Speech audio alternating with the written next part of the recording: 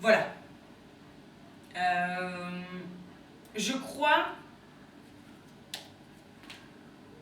Donc j'allais dire, je crois que j'ai un souci, mais en fait non, parce que j'en suis plutôt fière. Voilà. Je vous présente, ici devant vous, un homme-femme. C'est-à-dire que j'ai le corps d'une femme, ça je crois que tout le monde peut le voir, hein. Mais j'ai clairement le cerveau d'un homme. C'est-à-dire, je m'explique, un homme, voilà, les médecins et tout ça, mon père est médecin, donc c'est sûr que j'en ai beaucoup parlé avec, donc il paraît qu'un homme, ça pense au sexe plus ou moins toutes les 7 minutes, voilà, plus ou moins, qu'on dit, hein. Après, c'est pas possible, vu la tête de certains d'ici, que ça parle, hein, ça parle, et peut-être que ça fait pas beaucoup non plus. Moi, je crois vraiment que j'ai le cerveau de 2-3 hommes à mon avis, parce que c'est pas toutes les 7 minutes. Je crois que je pense plus ou moins au sexe toutes les 30 secondes. Voilà. Donc là, il y a 30 secondes quand je vous ai dit ça, mais j'avais très envie de niquer. Voilà.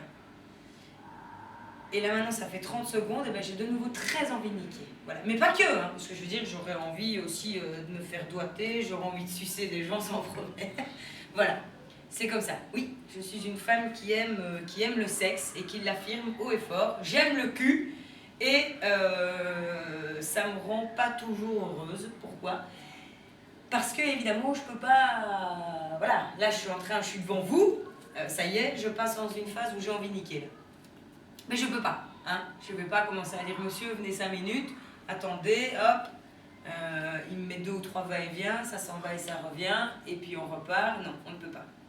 Donc j'en suis parfois malheureuse, voilà, très malheureuse. Et j'ai des situations où je suis malheureuse quand par exemple je soupe avec mon père. Si je suis avec mon papa me dit allez viens ma fille, on va manger un peu tous les deux, tout ça, génial, je suis super contente, je me dis ouh, ça va me faire une bouffe gratos. Et ben quand je me retrouve en face de mon père et que je me dis là, ça y est, je pense au sexe, je me dis merde, j'ai mon père devant moi, je peux pas, je vais pas dire à mon papa, excuse-moi, mais là j'ai très envie de baiser. Non. Donc c'est une situation difficile. C'est difficile parce que quand je suis en face de mon père, j'essaye de perdre ce côté où je vois un mec rentrer dans le restaurant et je me dis ah là là, je me casserais bien 10 minutes dans les chiottes avec. Et si je dis ça à mon papa, et en plus il faut savoir que mon père est médecin, il va vouloir m'enfermer au 4e de l'hôpital qui est l'étage pour les gens fous. Voilà. Et puis après j'ai d'autres situations qui sont très intéressantes, comme par exemple avant quand j'avais un vrai travail, j'étais toiletteuse pour chiens. Et bien c'est sûr que quand des clients rentraient et que je voyais que le chien était, par exemple, voilà, que le chien était dégueulasse ou un truc comme ça, et que la personne me disait si par exemple c'était un beau monsieur, voilà, un beau monsieur qui rentre, son chien il arrive, lui il est propre sur lui, son chien il est dégueulasse.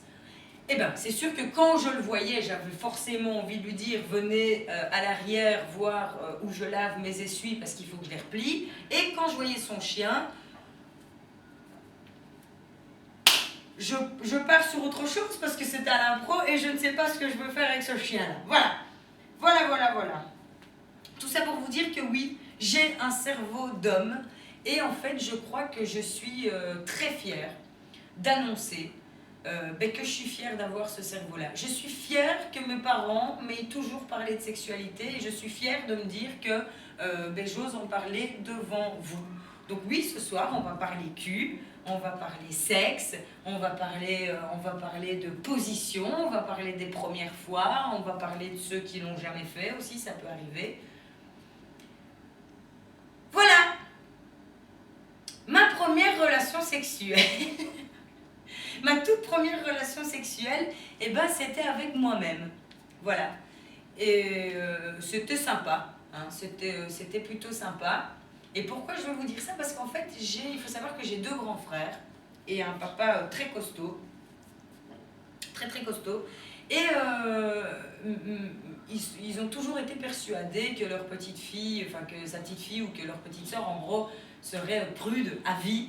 Et jamais, au grand, jamais, mon Dieu, jamais, ma fille ne sucera quelqu'un. Elle sucera son pouce ou des sucettes, mais pas le tiche à quelqu'un. Évidemment, ça n'est jamais arrivé, je dis ça parce qu'il est dans la salle, mais bien sûr que si, je le fais régulièrement. Et mon papa m'a toujours dit, mes frères aussi, si un jour, mon Dieu, mais si un jour j'apprends qu'on t'a touché ou n'importe quoi, on casse des gueules, machin, si un jour, mon frère me dit, si un jour j'entends que tu as un meilleur coup, on le démonte.